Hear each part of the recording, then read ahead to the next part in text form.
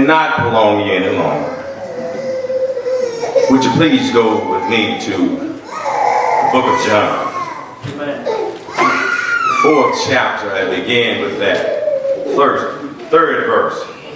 John 4, chapter 3, 3rd verse. Now, for those, many of us are familiar with this story. Chapter 4, verse 3. We're going to begin with verse 3. Many of us are familiar with this story. It's about Jesus meeting the woman at the well. And to read its entirety, you have to go from verse 3 to verse 29. And for time's sake, I'm going to read just 4 verses. Beginning with verse 3. Amen. And he left Judea and departed again into Galilee. In verse 4, he must needs to go through Samaria. Yes, sir. We're going to skip down to verse 28. The woman then left her water pot and went her way into the city and said to the men, "Come, see a man." Oh, yes. Come see a man, which told me all things that I ever did. Is not this the Christ? It's not this the Christ. Verse 3 and 4 speak of Jesus needs to witness in Samaria. Yeah. Verse 28 and 29 are the results of Jesus witnessing at the well in Samaria. And I'd like to use for a thought a need to witness. Amen. And come see a man. Amen. Need to witness. Come see a man.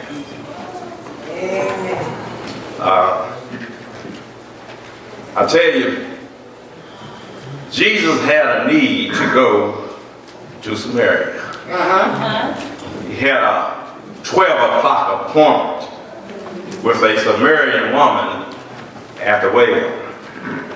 And he left Judea to go to Galilee because he had a need to witness in Samaria. Now, there was a problem for Jews traveling from Judea and to Galilee. Samaria lay right between Judea and Galilee. And the Jews had such a dislike and hatred for the people of Samaria. They would take a 6-mile journey around Samaria rather than go through Samaria.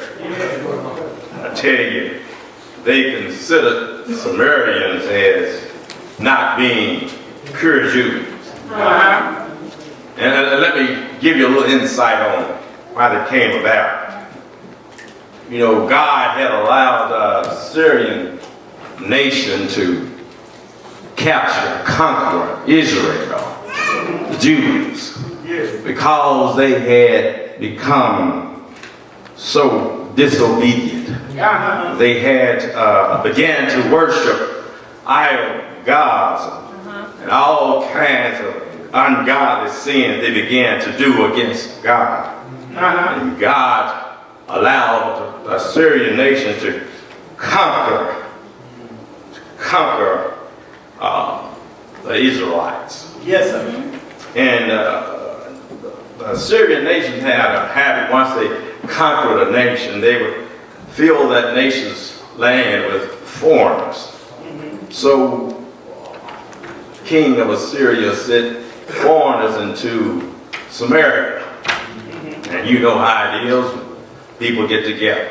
And they began to intermarry with the Jews in Samaria. And they became a mixed race. Jews. Yeah, they became Gentiles. They wasn't pure Jews because they began to intermarry and breed with Gentile nation. Yeah. And the Jews hated these people. Yeah. Yeah. But I know that Jesus was one Jew that loved everybody. Yeah. Yeah. Yeah. He's no respect of a person. Amen. And in the story of the woman at the well, Jesus saw a need to witness. The woman at the well had some needs. Amen. First of all, she needed to meet Jesus. Yeah. Yeah. Second, she needed to face her sins and repent. Yeah. And she needed to become a disciple of Jesus. Yes. Yeah. And most of all, she needed a Savior. Amen. Now, the woman at the well may have or may not have been a convert, I don't know. But there's two things that I do know about the woman at the well. One, she was a sinner. And she was not a disciple. She was a sinner and not a disciple. I don't know if she was a convert or not. But a convert are new believers. And we all start off as converts. But far too often that's where we stop. Converts aren't bad or wrong people, you know. Converts are like babies. And there is nothing wrong with being a baby. The problem comes when we doesn't change. There's no change in our lives. When we act like a baby, it's cute. But when a 35-year-old man or woman acts like a baby, it's sad. 1 Corinthians 13:11 says, when I was a child, I spake as a child, I understood as a child, I thought as a child. But when I became a man, I put away childish things. I tell you, our mission with the church, the mountain, our mission is just not to win converts. It's to make disciples. So what is the difference between a disciple and a convert? Well, I'm glad you asked. Converts go to church. And they believe like the world. Disciples are believers who wants to live like Jesus. Yes, sir. Converts are focused on their values, their interests, and their style of life. Disciples are focused on Jesus. Yes. Converts go to church. Disciples out of church. Converts are involved in the mission of Christ. Disciples are committed to the mission. Converts cheer from the sidelines. Disciples are in the game. Converts hear the word of God. Disciples live the word of God. Converts follow the rules. Disciples follow Jesus. Converts are comfortable. Disciples make sacrifices. Converts talk. Disciples make more disciples. Disciples witness. Converts don't. Jesus is not just looking for converts. He's looking for converts to become disciples. What is a disciple? A disciple is someone who wholeheartedly follows the life and examples of Jesus. A disciple is definitely seeking to be like Jesus. He's committed to the cause of Christ. And he would follow Christ to the very gates of hell and back. A disciple is convinced Jesus is the Son of God. They're convicted and fully committed to God. A disciple is a follower of Christ. Yes, sir. And that brings me to my first point. Yes. Jesus is human. Yes. He's all God and all man. Yeah. Jesus arrives in Samaria. He's weary from his journey. It's the 6 hour, high noon, in the heat of the day, and he's tired. Now, he didn't have a donkey or a horse or a chariot to ride in. He just walked. I tell you, Jesus was on a mission from God to witness in Samaria. We as Christians, that things stop us from witnessing. Fear stop us from witnessing. Feeling of failure stops us from witnessing. A lack of faith stops us from witnessing. I don't know what to say stops us from witnessing. I tell you, it's time that we stop letting these barriers hinder us from witnessing. Let's break down these barriers because there's a need to witness in 2018. We need to arm ourselves with the Word of God and step out on faith that God will tell us what we need to say when we witness. I tell you, there's a need for disciples of Christ to witness to the world. Just as Jesus witnessed at the well. Jesus had a revival at the well. That's my second point. A revival at the well. Jesus sat down at the well, and here comes a Samaritan woman in the heat of the day to draw water. Now, this was not just a chance meeting. Jesus knew when he left Judea that he would meet the woman at the well.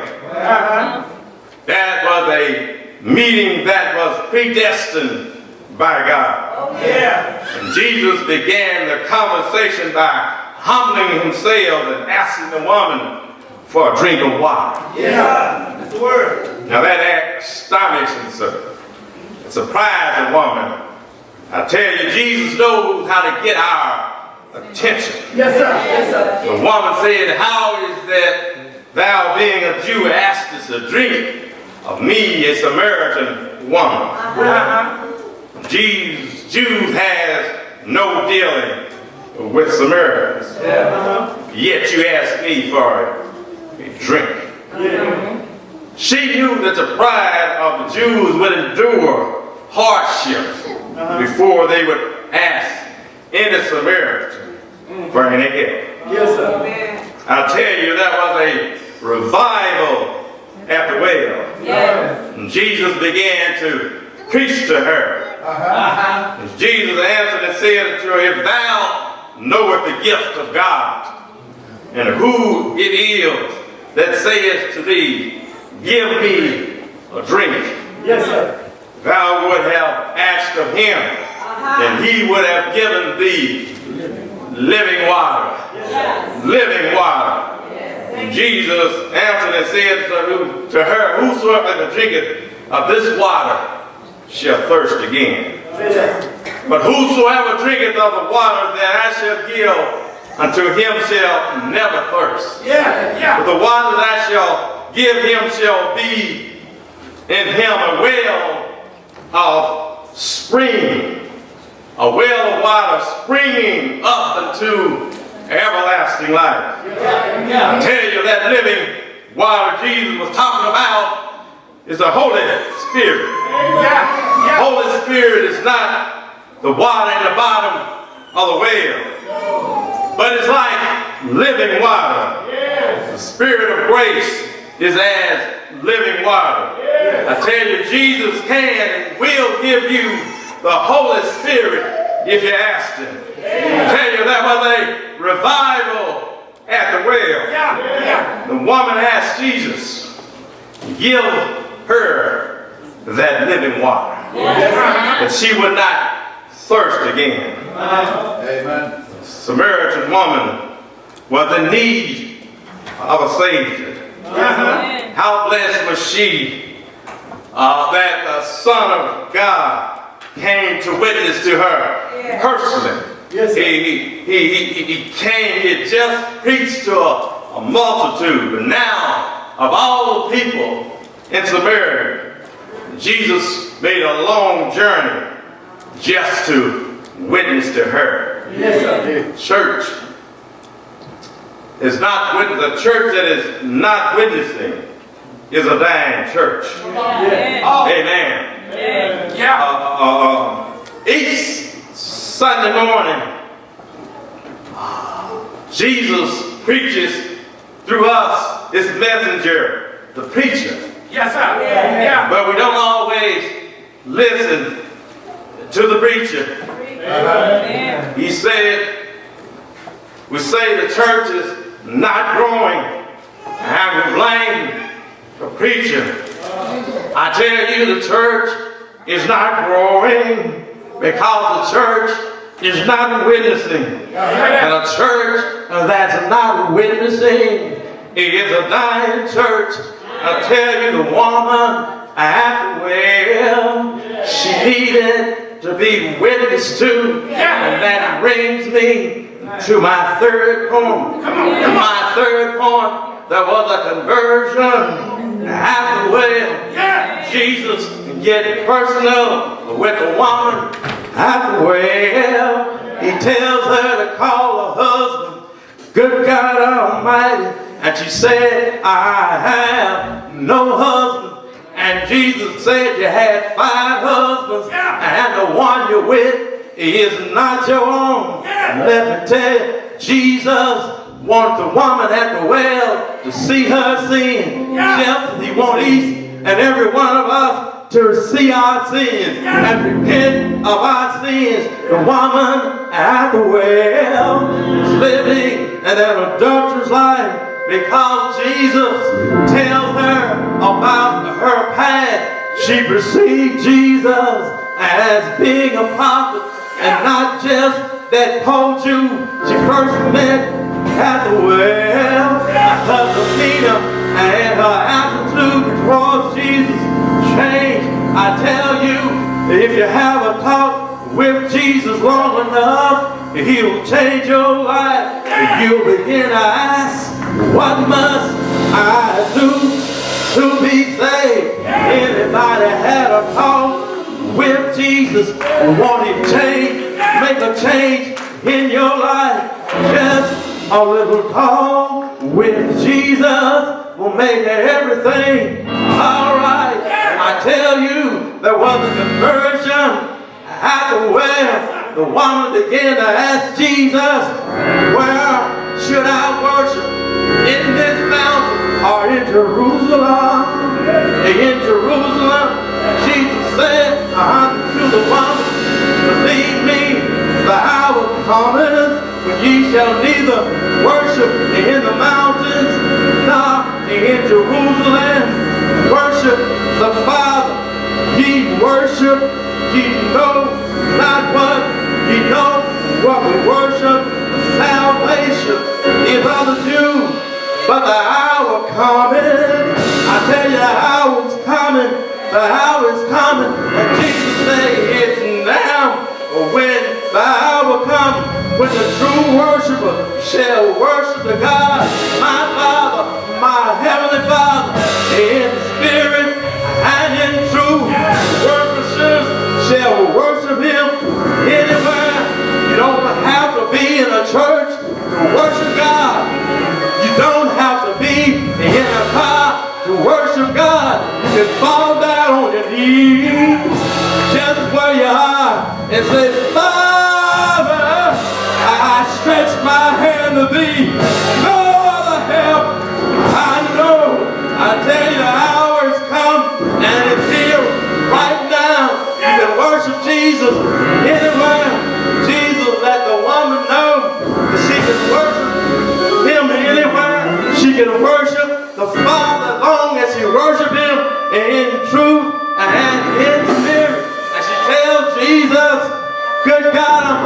I know the Messiah comes, which is called Christ. And when he comes, he's going to tell us all things. Jesus said unto her, I that speaketh unto thee am he. Jesus let the woman know who he is. Do you know who Jesus is? Jesus, Savior of the world, God's Son, Mary's baby, Jesus. And that brings me, the woman, as she found out who Jesus was, she dropped her water pot and she ran into the city crying, come, see a man. Come, see a man. And that brings me to my final point. Come, see a man. The woman laid down her water pot and she ran into the city crying, come, see a man, which told me all the things that I ever did. He is not this Christ. See a man. Church in 2018, we ought to tell the world, see a man. He knows all about us. He knows every hair on our heads. See a man. And can turn water into wine. Give sight to the blind. See a man. See a man. That can make the lame man walk. Come, see a man that's food in a starving land. Come, see a man that's shelter in the time of storm. Your feet to the wind and the rain and the midst of the storm. You'll just say, peace, peace, be still. And the rain, when the storm will obey. Come, see a man that can say, peace, be still to the storms in your life. And they'll obey. I tell you, you ought to come and see a man that can give you peace that surpasses all understanding. See a man that went out on Calvary, bled and died for your sins and mine, for the sins of the world. See a man laid in an old barber tomb 3 days and 3 nights. I'm so glad that the story didn't end there. You ought to come see a man that rose on the 3rd day, early Sunday morning, I'm so glad that the story didn't end there. He got up, didn't he get up? He got up with all power in heaven and earth. See a man that turned this world upside down. See a man that has all the answers to your problems. I invite you today to come see a man. Come see a man that can save a sinner like me and you. You ought to come see a man. I'm just a nobody trying to tell somebody. I'm trying to tell everybody about somebody who can save anybody. And I'm talking about Jesus, Son of God. Churches that will need to witness Jesus took a few men and turn this world upside down.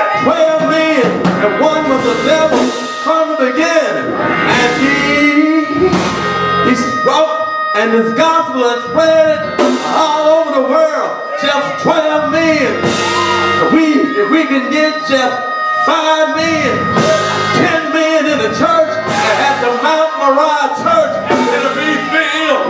Because Jesus said, the harvest is plentiful, but the laborers are few. Good God Almighty, Jesus said, I didn't come just to make converts. I want some disciples. Jesus is going to make disciples of me. I tell you, you ought to come today and see a man. Come and see a man that can give you eternal life. Come see a man. I was put out for tomorrow what I can do today. Cause tomorrow is not promised to you. I come right now where it's wound and sad. Come to Jesus just as you are, and he'll find a resting place. Good God Almighty, come to Jesus. Come to Jesus. I remember that old song that you can sing back in revival days at the mountain. Come to Jesus. Come to Jesus. Come to Jesus. Anybody want to come to Jesus? Come to Jesus. Come to Jesus. He stands with a open arm. Come to Jesus. Don't leave this place. Don't leave this place a sinner without hope. A sinner without hope. A backslider that won't repent. Come to Jesus. Come to the man on Galilee. Come to the man. I'm there to die, but you have the right to eternal life. I wouldn't give up this moment for anything in the world. This is your most precious moment right now. Don't let the devil rob you of this moment. You ought to give your life to the man.